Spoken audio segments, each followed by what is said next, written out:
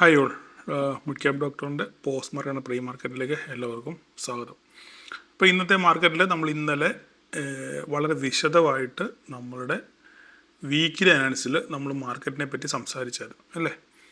അപ്പം ഞാൻ ഇന്നലെ റിലയൻസിൻ്റെ കാര്യങ്ങളൊക്കെ വളരെ വിശദമായിട്ട് പറഞ്ഞു. നമ്മൾ ആ പറഞ്ഞ പോലൊക്കെ തന്നെയാണ് റിലയൻസ് ഇന്ന് പെർഫോം ചെയ്തത്. വെള്ളിയാഴ്ച പലരും അത് ഹോൾഡ് ചെയ്യുന്നുണ്ടായിരുന്നു. ഇന്ന് നല്ല രീതിയിൽ അവരൊക്കെ പ്രോഫിറ്റിൽ ഇറങ്ങിയെന്ന് ചിലരൊക്കെ മെസ്സേജ് അയച്ചു. അപ്പോൾ നിങ്ങൾ പ്രോഫിറ്റിലായവർ ജസ്റ്റ് എനിക്ക് ഒന്ന് കമൻറ്റ് ചെയ്താൽ വലിയ ഉപകാരമായിരിക്കും.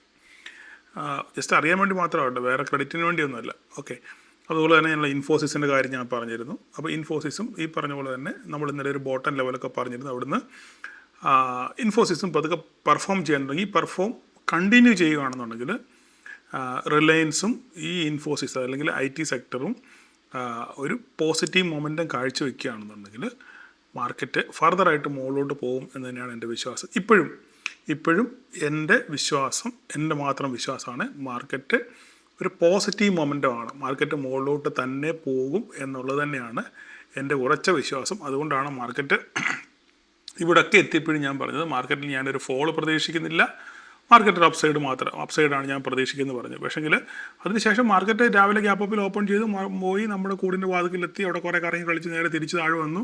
ഏകദേശം ഒരു 3 മണിക്കൂറോളം നമ്മുടെ വരയിൽ തന്നെ നമ്മുടെ ഏരിയയിൽ തന്നെ എന്ത് ചെയ്തു, അത് ഈ ഓപ്പണിംഗ് റേഞ്ചിൽ തന്നെ അവിടെ കിടന്ന് കറങ്ങി കളിച്ചു.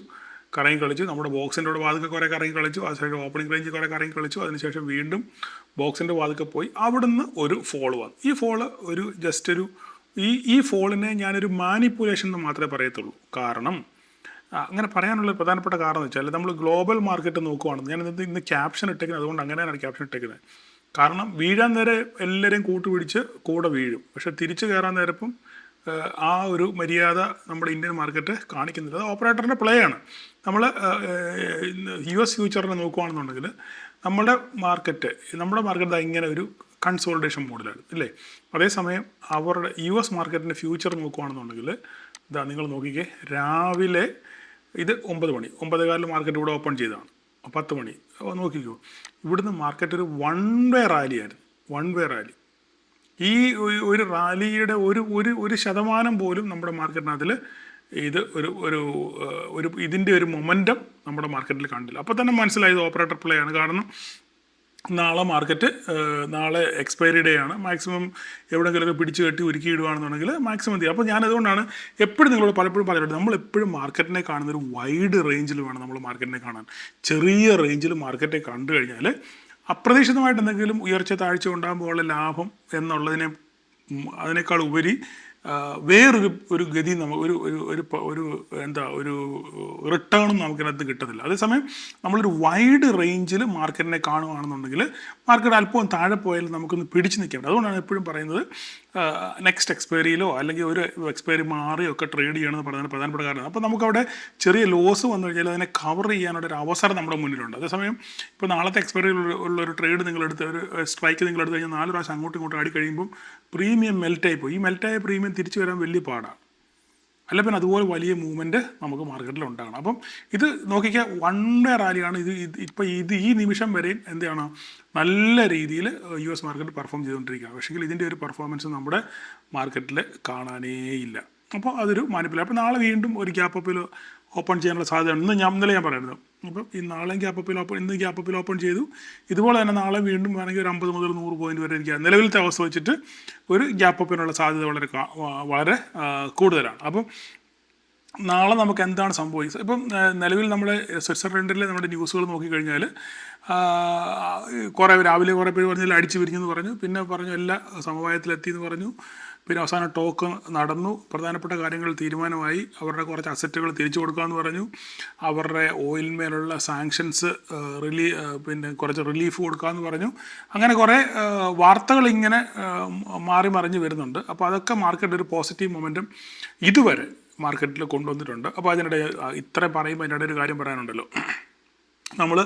നമ്മുടെ ക്ലാസ്സിൻ്റെ കാര്യം നമ്മൾ പറഞ്ഞിരുന്നല്ലോ. അപ്പോൾ ഇതിനിടെ പറഞ്ഞെങ്കിൽ നിങ്ങൾ അത് ശരിക്കും കേൾക്കത്തുള്ളൂ. നമ്മുടെ ക്ലാസ്സിൻ്റെ കാര്യം നമ്മൾ പറഞ്ഞിരുന്നു. നമ്മൾ 50 പേർക്കാണ് സീറ്റ് പറഞ്ഞിരുന്നത്. അതിൽ 35 സീറ്റും ഫില്ലായി. ഇനി 15 സീറ്റ് മാത്രമേ ഉള്ളൂ. നമ്മൾ ഇന്നലെയാണ് ഡിക്ലെയർ ചെയ്തത്. അപ്പോൾ ഈ നിമിഷം വരെ 35 സീറ്റ് എണ്ണത്തിൽ പിന്നെ ഫില്ലായി. ഇനി 15 സീറ്റ് മാത്രമേ ഇത് ബാക്കിയുള്ളൂ. അത് വരും ദിവസങ്ങളിൽ ഫില്ലാവുമെന്നാണ് എൻ്റെ വിശ്വാസം. പലരും പറഞ്ഞിട്ടുണ്ട്. അപ്പം ഡേറ്റ് അവരവരുടെ ജോലിയുമായിട്ട് ബന്ധപ്പെട്ട് ഡേറ്റ് കൺഫേം മാത്രമാണ് പറയുന്നത്. അപ്പം എന്തായാലും ആ കാര്യത്തിൽ നിങ്ങൾ എന്നോട് സഹകരിച്ച സഹകരണത്തിനുണ്ട്. പക്ഷേ എനിക്കതിൽ ഏറ്റവും സന്തോഷം തോന്നിയൊരു കാര്യമുണ്ട്. എന്താണെന്നറിയാമോ? നമ്മുടെ ക്ലാസ്സിൽ പങ്കെടുത്തിട്ട് പോയവർ അവർ വേറൊരാളെ റെക്കമെൻഡ് ചെയ്ത് സാറേ ഇന്ന ആൾ പറഞ്ഞിട്ടാണ് ഞാൻ വിളിക്കുന്നത്, ഇന്ന ആൾ പറഞ്ഞു അതുകൊണ്ട് വിളിക്കുന്നതാണ്, അങ്ങനെ ഈ ക്ലാസ്സിൽ പങ്കെടുക്കാൻ താല്പര്യമുണ്ട്. അതെനിക്ക് ഏറ്റവും വലിയ സന്തോഷം. അപ്പോൾ അതെനിക്കൊരു സത്യം പറഞ്ഞാൽ എനിക്കൊരു ക്രെഡിറ്റാണ് ഇല്ലേ. അപ്പോൾ നമ്മുടെ ക്ലാസ്സിൽ പങ്കെടുത്തിട്ട് പോയിട്ട് ആ ആൾ പോയിട്ട് അദ്ദേഹത്തിൻ്റെ ഒരു സുഹൃത്തിനെ ഈ ക്ലാസ്സിലോട്ട് പറഞ്ഞു വിടുന്നു എന്ന് പറയുമ്പോൾ അതെനിക്കൊരു ക്രെഡിറ്റ് തന്നെയാണ്. ഓക്കെ, അപ്പോൾ അവർക്ക് എന്തൊക്കെയോ ഒരു മെച്ചം ഉണ്ടായി എന്നുള്ളതാണ് അത് അർത്ഥമാക്കുന്നത് അല്ലേ. അപ്പോൾ ഞാൻ അവരോടൊക്കെ നമ്മുടെ ക്ലാസ്സിൽ പങ്കെടുത്ത് പോയവരോടും ഈ ആൾക്കാരെ റെക്കമെൻഡ് ചെയ്ത് പറഞ്ഞു വിട്ടവരോടൊക്കെ എനിക്ക് വളരെയധികം താങ്ക്സ് ഉണ്ട്. നിങ്ങൾ എന്നോട് കാണിക്കുന്ന എല്ലാ സ്നേഹത്തിനും സഹകരണത്തിനും നിങ്ങൾ എനിക്ക് കാണിക്കുന്ന വിശ്വാസത്തിനും ഞാൻ ഒത്തിരി നന്ദി പറയും. അപ്പോൾ തന്നെ ധാരാളം പേര് ഇന്നലെ രാത്രിയാക്കി മെസ്സേജ് അയച്ചു. എന്താ കാര്യം എന്ന് പറഞ്ഞാൽ പ്രവാസികളായിട്ടുള്ള ആൾക്കാർ, സാറേ ഞങ്ങളെ മറന്നുപോയി, സാറും ഒരു പ്രവാസിയല്ലേ, സാറ് ഇനി ഈ വർഷം ക്ലാസ് ചെയ്യത്തില്ല എന്ന് പറയുന്നു, ഞങ്ങൾക്കൊരവസരമില്ലേ എന്നൊക്കെ പറഞ്ഞ് ധാരാളം പേര് മെസ്സേജ് അയച്ചു. അപ്പം ഞാൻ നിങ്ങളെ മറന്നിട്ടല്ല, പക്ഷെ നമ്മുടെ സാഹചര്യം കൂടെ നമ്മൾ മനസ്സിലാക്കണം. എല്ലാ കാര്യങ്ങളും നമ്മൾ പിന്നെ ഒരു കൂട്ടിയടുപ്പിച്ച് കൊണ്ടുപോകണ്ടേ. അപ്പോൾ അതുകൊണ്ട് ഞാൻ പറഞ്ഞതിനകത്ത് മാറ്റമൊന്നുമില്ല. ഇനി ഒരു ഓഫ്ലൈൻ ക്ലാസ് നമുക്ക് ഓപ്ഷൻ ബൈങ്ങിൻ്റെ ഒരു ഓഫ്ലൈൻ ക്ലാസ് വെക്കാനുള്ള നിലവിലുള്ള സാഹചര്യമില്ല. പിന്നെ എന്തെങ്കിലും അറിയത്തില്ല, കാര്യങ്ങൾ മാറി പറയും. എങ്കിലും നിങ്ങൾക്ക് എന്തായാലും പ്രവാസികളാകുമ്പോൾ നിങ്ങൾക്ക് പലരും പല സമയത്താണ് നിങ്ങൾ നാട്ടിൽ ലീവിന് വരിക, അല്ലെങ്കിൽ കേരളത്തിന് പുറത്തുള്ളവരായാലും എല്ലാവരെയും കൂടെ ഒത്തൊരുമിച്ച് കൊണ്ടുവരാനുള്ള വളരെ ബുദ്ധിമുട്ടുണ്ട്. അപ്പോൾ അതുകൊണ്ട് നിങ്ങൾക്ക് വേണ്ടി ഞാനൊരു ഓൺലൈൻ ക്ലാസ് പ്ലാൻ ചെയ്യാം. അത് നമുക്ക് ഓണത്തിൻ്റെ അവധിക്ക് വല്ലോ നോക്കാം. ഓണത്തിന് അവധിയാകുമ്പോൾ നിങ്ങളൊക്കെ കുറച്ച് പേരെങ്കിലും നിങ്ങൾക്ക് നാട്ടിൽ വരുമോ, അല്ലെങ്കിൽ നിങ്ങൾക്ക് കുറച്ച് ജോലി ചെയ്യുന്നവർക്കൊക്കെ കുറച്ച് ഫ്രീ ടൈമൊക്കെ കിട്ടുമായിരിക്കുമല്ലോ. അപ്പോൾ ആ ദിവസങ്ങളിൽ നമുക്ക് ഏതെങ്കിലും ഒരു ദിവസം, ഓണത്തിൻ്റെ ഒരു ദിവസം നമുക്ക് ഒരു ക്ലാസ് പ്ലാൻ ചെയ്യാം. അല്ല നിങ്ങൾ പ്രവാസികളുണ്ടെന്നുണ്ടെങ്കിൽ നമുക്ക് അപ്പോൾ അന്നേരം സാഹചര്യം പോലെ നമുക്കൊരു ഓഫ്ലൈൻ ക്ലാസ് നമുക്ക് ഓഫ്ലൈൻ ക്ലാസ്സോ ഓൺലൈൻ ക്ലാസ്സോ ഏതെങ്കിലും ഒരു ക്ലാസ് നമുക്ക് പ്ലാൻ ചെയ്യാം പ്രവാസികൾക്ക് വേണ്ടി. അപ്പോൾ നിങ്ങളെ മറന്നിട്ടല്ല, പലരും എന്നോട് പറഞ്ഞുകൊണ്ട് ഞാൻ പറഞ്ഞെന്ന് മാത്രമേ ഉള്ളൂ. സങ്കടത്തോടാണ് അവർ പറഞ്ഞത്. ഞാൻ പറഞ്ഞല്ല, ഞാനും പ്രവാസിയാണ്, എനിക്കറിയാം നിങ്ങളുടെ ബുദ്ധിമുട്ടൊക്കെ എനിക്കറിയാം. അതുകൊണ്ട് നിങ്ങളെ ഞാൻ കൺസിഡർ ചെയ്യും, തീർച്ചയായിട്ടും കൺസിഡർ ചെയ്യും.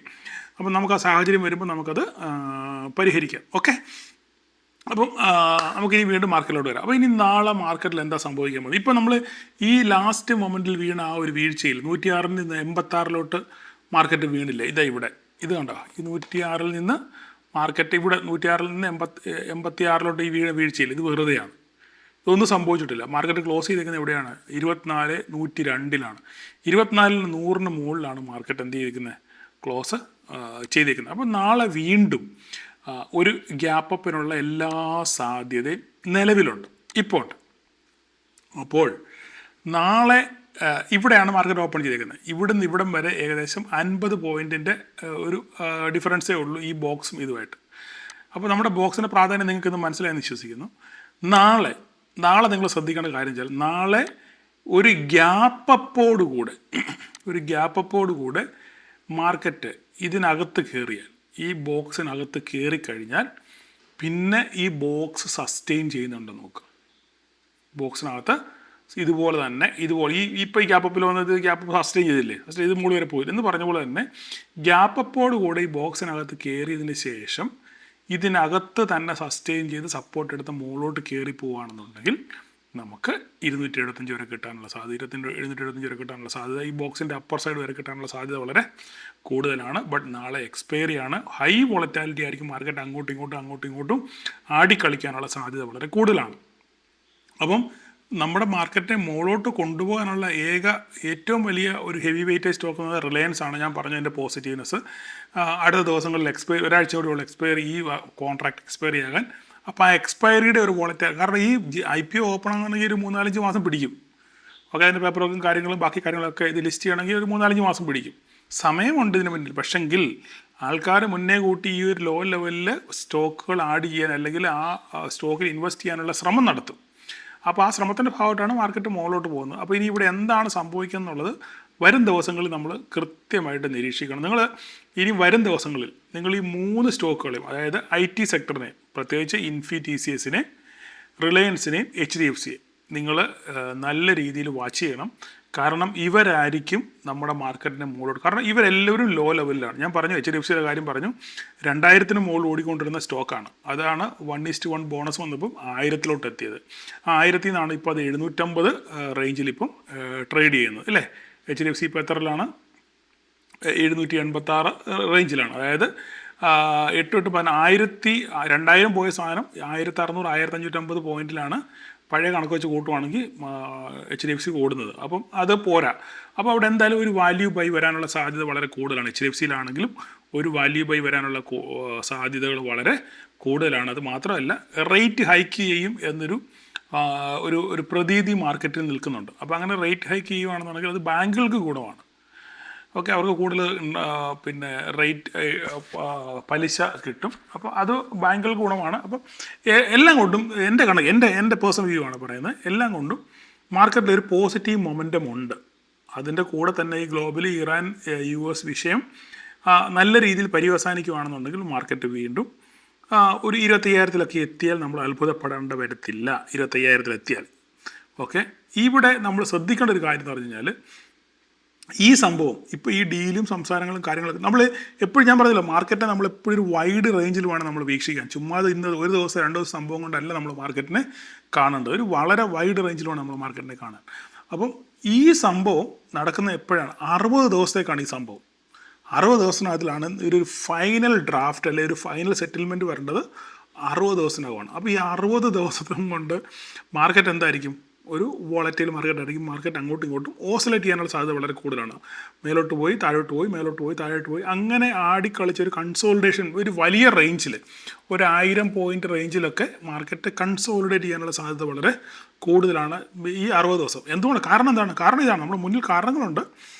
ഈ പറയുന്ന 60 ദിവസത്തിനകം ഈ ഒരു ഡീല് സെറ്റ് ആകണം എന്നുള്ള രീതിയിലാണ് കാര്യങ്ങൾ മുന്നോട്ട് പോകുന്നത്. അപ്പം അതുവരെ മാർക്കറ്റിൽ അൺസർട്ടനിറ്റി ഉണ്ട്. ഇതൊരു ഫൈനൽ ഡ്രാഫ്റ്റ് വന്നത് എപ്പോൾ വേണമെങ്കിലും അടിയും ബഹളവും പ്രശ്നങ്ങളും പിന്മാറ്റവും ഹോർമോസിൻ്റെ ബ്ലോക്കേജും ഒക്കെ വരാനുള്ള സാധ്യതയുണ്ട്. ഇതൊക്കെ നമ്മൾ മുന്നിൽ കാണണം. അപ്പോൾ ഇതൊക്കെ മുന്നിൽ കണ്ടുകൊണ്ടാണ് ഞാൻ പറയുന്നത് ഒരു മാർക്കറ്റ് റേഞ്ച് വിട്ടിട്ട് പോകാനുള്ള സാധ്യത വളരെ കൂടുതലാണ്, സാധ്യത വളരെ കുറവാണ്. മനസ്സിലായി? ഈ 60 ദിവസത്തിന് ശേഷം മാത്രമേ എന്തെങ്കിലും ഒരു പുരോഗതി മാർക്കറ്റിനകത്ത് ഉണ്ടാകാനുള്ള സാധ്യത വളരെ കൂടുതലുള്ളൂ. ഒരു പക്ഷേ പോയാൽ 25,000 വരെയൊക്കെ പോകാനുള്ള സാധ്യത ഇപ്പം നിലവിലത്തെ അവസ്ഥ വെച്ചുണ്ട്. പിന്നെ അവിടെ ചെന്നതിന് ശേഷം എന്ത് സംഭവിക്കുന്നുള്ള കാര്യം നമുക്ക് വഴിയെ കണ്ടറിയാം. അപ്പോൾ ഇതൊക്കെയാണ് നിലവിലുള്ള അവസ്ഥ. അപ്പോൾ ഈ വീഴ്ച വെറും വീഴ്ചയാണ്, നമ്മളെ പറ്റിക്കാൻ വേണ്ടിയുള്ള വീഴ്ചയാണ്. മാർക്കറ്റ് ഇത്രയൊന്നും വീണിട്ടില്ല. ക്ലോസിങ് നമുക്ക് മാർക്കറ്റ് എപ്പോഴും 24,100-ൻ്റെ മുകളിൽ തന്നെയാണ്. ഓപ്പൺ ഇൻട്രസ്റ്റ് സൂചിപ്പിക്കുന്നത് 24,100-ൽ നല്ല രീതിയിലുള്ള പുട്ട് റേറ്റിംഗ് അവിടെ ഉണ്ട്. ഓക്കെ, അപ്പോൾ എല്ലാം കൊണ്ട് നാളെ ഒരു ഗ്യാപ്പ് അപ്പോഴും കൂടെ മാർക്കറ്റ് സസ്റ്റെയിൻ ചെയ്യുകയാണെന്നുണ്ടെങ്കിൽ നമുക്കൊരു അപ്സൈഡ് പ്രതീക്ഷിക്കാം. ഓക്കെ, അപ്പോൾ ഇത്രയൊക്കെയാണ് നമുക്ക് നാളത്തെ മാർക്കറ്റിനെ പറ്റി പറയാനുള്ളത്. ബാങ്ക് നിഫ്റ്റിയുടെ കാര്യം പറഞ്ഞാൽ ബാങ്ക് നിഫ്റ്റി ഇന്നൊരു കൺസോൾട്ടേഷൻ മോഡിലായിരുന്നു, എങ്ങും പോയില്ല. ഞാൻ പറഞ്ഞ 57,130 മുകളിൽ നിലനിൽക്കുകയാണെന്നുണ്ടെങ്കിൽ നമുക്കൊരു അപ്സൈഡ് കാണാൻ പറ്റും. അങ്ങനെയാണെങ്കിൽ നമുക്ക് 617 കിട്ടാനുള്ള സാധ്യത വളരെ കൂടുതലാണ്. മിഡ് ക്യാപ്പ് ഇന്ന് കുറച്ച് പെർഫോം ചെയ്തു, നല്ല രീതിയിൽ ഒന്ന് പെർഫോം ചെയ്യാൻ ശ്രമിച്ചു. താഴോട്ട് വീണെങ്കിലും ഒന്ന് സസ്റ്റെയിൻ ചെയ്തു. നമുക്ക് ഈ 14,590 വളരെ ഇമ്പോർട്ടൻ്റ് ആണ്. കാരണം കുറേ നാൾ കൊണ്ട് 590 കടന്ന് അവിടെ ഇങ്ങനെ ആടി കളിക്കുകയാണ്. അപ്പം 590 സസ്റ്റെയിൻ ചെയ്യുകയാണെന്നുണ്ടെങ്കിൽ നമുക്കൊരു 10-200 പോയിൻ്റ് കൂടെ നമുക്ക് മുകളിലോട്ട് കിട്ടാനുള്ള സാധ്യത വളരെ കൂടുതലാണ്. മോളി 758 നാളെ ഒരു പക്ഷേ കിട്ടും. ഗ്യാപ്പ് അപ്പ് കിട്ടുകയാണെന്നുണ്ടെങ്കിൽ 758 വരെയൊക്കെ എത്താനുള്ള സാധ്യത വളരെ കൂടുതലാണ്. സെൻസെക്സിൻ്റെ കാര്യം എടുത്തു കഴിഞ്ഞാൽ സെൻസെക്സും ഈ പറഞ്ഞ പോലെ തന്നെ 802-ന് മുകളിൽ നിന്നാൽ നമുക്ക് 631 കിട്ടും. ഇതിനകത്ത് കുടുങ്ങി കിടക്കുകയാണ്.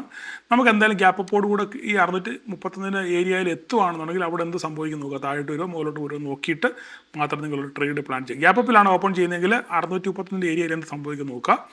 അതിനനുസരിച്ച് നിങ്ങൾ ഒരു ട്രേഡ് സെൻസെക്സിനകത്തിൽ പ്ലാൻ ചെയ്യുക. അപ്പോൾ ഇത്രയൊക്കെയാണ് നാളത്തെ കാര്യങ്ങൾ പറയാനുള്ളത്. ഞാൻ പറഞ്ഞല്ലോ, വളരെ സൂക്ഷിച്ച് കണ്ട് ട്രേഡ് ചെയ്യുക.